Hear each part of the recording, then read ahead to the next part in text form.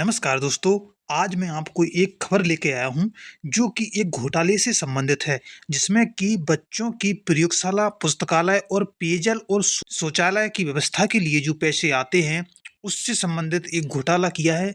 घोटाला छोटा-मोटा नहीं है, घोटाला 35 लाख रुपए का घोटाला है। राष्ट्रीय माध्यमिक शिक्षा अभियान के अंतर्गत यह घोटाला हुआ है। तो चलिए मैं आपको बताता हूँ कि पूरे घोटाले की क्या कहानी है। बात है भिंड से एक बड़ा खुलासा सामने आया है। वो बजट जो स्कूलों में शिक्षकों के प्रशिक्षण, प्रयोगशालाओं, पुस्तकालयों, पेयजल और शौचालय जैसी बुनियादी सुविधाएं विकसित करने में लगना था, वही बजट टूर ढाबा और फर्जी बिलों के जरिए ठिकाने लगा दिया गया है। मतलब कि दोस्तों, जो पेयजल और पुस्तकालय, प्रयोगशाला और शौचालय जैसी सुविधाओं के लिए जो पैसा आया था, वह टूर, ढाबा और फर्जी बिलों के जरिए ठिकाने लगा दिया गया है। और राष्ट्रीय माध्यमिक शिक्षा अभियान यानी कि आरएमएसए के लिए 2 साल में आवंटित लाखों रुपए के बजट में भारी गड़बड़ी की गई है। 2022 से 2024 तक बजट लैप्स ना हो, इसलिए वित्तीय वर्ष समाप्त होने से ठीक पहले पूरे पैसे को डीईओ अकाउंट में ट्रांसफर किया गया और फिर अलग-अलग मदों में संदिग्ध भुगतान किया कर दिया गया है। दोस्तों, सूत्रों के अनुसार करीब 35 लाख रुपए का भुगतान रेमेडियल टीचिंग, टीए, डीए, शिक्षकों के शाला भ्रमण और ट्रेनी टीचर्स के लंच के नाम पर किया गया। वो भी बिना कोटेशन, बिना प्रक्रिया और बिना वैध दस्तावेजों के। डीजी गवर्नमेंट पोर्टल पर अपलोड किए गए बिल और नोटशीट में ना तो क्रिएटर के साइन हैं और ना ही वेरीफायर के नाम हैं और ना ही डीईओ की स्वीकृति है। मतलब कि बिना डीईओ यानी कि डिस्ट्रिक्ट एजुकेशन ऑफिसर की स्वीकृति के इतने सारे पैसे ट्रांसफर किए गए हैं। सबसे चौंकाने वाली बात यह है कि आरएमएसए मतलब कि राष्ट्रीय माध्यमिक शिक्षा अभियान का बजट कई फर्मों के खातों में ट्रांसफर हुआ है, वो भी बार-बार ट्रांसफर किया गया है। राधिका कंप्यूटर एंड प्रिंटर्स को 4,04,288 रुपए, अपना सिंह ढाबा को 1,22,359 रुपए, परमहंस टूर ट्रेवल्स को 27,432 रुपए, अमर सिंह ट्रेवल्स के खाते में 11,900 रुपए और कई अन्य फर्मों को भी रकम ट्रांसफर की गई है।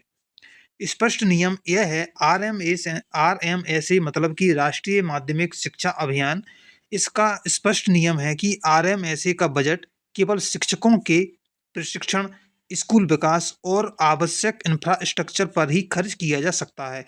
मतलब कि आरएमएसए का जो बजट होता है, उसका उपयोग सिर्फ शिक्षण शिक्षण कार्य में, शिक्षकों की यदि कोई ट्रेनिंग देना हो, उनको अलग तरीके से स्किल करने का, पढ़ाने का ट्रेनिंग देना हो या फिर स्कूल का इंफ्रास्ट्रक्चर सही करना हो, तो इसके लिए हम आरएमएसए का पैसा यूज कर सकते हैं। लेकिन यहाँ पर कुछ और ही हो गया है। इसके अलावा यदि सामग्री की खरीद में भंडार क्रय नियमों का पालन और कोटेशन जरूरी है, लेकिन इस पूरे मामले में नियमों को पूरी तरह नज़रअंदाज किया गया है। मतलब कि इसका कोई आय व्यय कुछ भी डाटा इसमें नहीं है। लेकिन आरएमएसए का जो भी डाटा, जो भी पैसा खर्च करते हैं, उसका पूरा ब्यौरा लिखा जाता है। जब डीईओ आर.डी. मित्तल से इस बारे में पूछा गया, तो उन्होंने कहा आरएमएसए का बजट ऑनलाइन ट्रांसफर होता है, किस मद में खर्च हुआ है, इसकी फिलहाल जानकारी नहीं है। कैशबुक का अध्ययन करने के बाद ही स्पष्ट होगा। अब बड़ा सवाल यह है कि शिक्षक प्रशिक्षण और स्कूल सुधार के लिए आए पैसे ढाबों, ट्रैवल और फर्जी बिलों में कैसे खर्च कर दिए गए हैं? जिम्मेदार कौन है और क्या इस पूरे मामले की जांच होगी?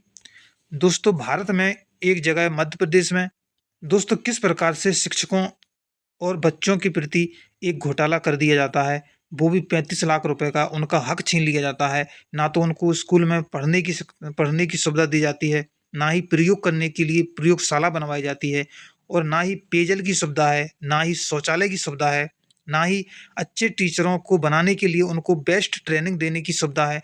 इसके लिए आरएमएसए पैसे देता है, तो उसका उपयोग दूसरे अन्य कार्यों में कर लिया जाता है, जो कि उसके लिए बिल्कुल भी होता ही नहीं है। आप बताइए कैसे स्कूल में शिक्षा बेहतर होगी और बच्चे किस प्रकार से आगे पढ़ पाएँगे? यह बहुत ही जटिल समस्या है। तो दोस्तों, इस वीडियो को ज़्यादा से ज़्यादा शेयर करो, ताकि सभी लोगों को पता चल सके कि किस प्रकार से घोटाला होता है और सरकार इस पर कोई भी ध्यान नहीं देती है। सरकारी स्कूलों में गरीब घर के बच्चे ही जाते हैं और वह बच्चे यदि नहीं पढ़ पाएँगे तो आगे क्या होगा? इस देश में बहुत ही कठिन परिस्थिति आ जाएगी। दोस्तों, इस प्रकार से और घोटाला ना हो, इसके लिए आप ज़्यादा से ज़्यादा वीडियो को शेयर करो ताकि लोगों को पता चल सके और सरकार पर दबाव बने और अच्छे तरीके से इसकी जाँच हो और जो भी इसके दायरे में आए उनको कड़ी से कड़ी सज़ा मिले ताकि आगे भविष्य में कोई घोटाला ना हो और शिक्षा का स्तर बहुत ही अच्छा हो जाना चाहिए। तो दोस्तों, इसी प्रकार से और न्यूज़ देखने के लिए और खबर जानने के लिए आप हमारे यूट्यूब चैनल को सब्सक्राइब ज़रूर करें।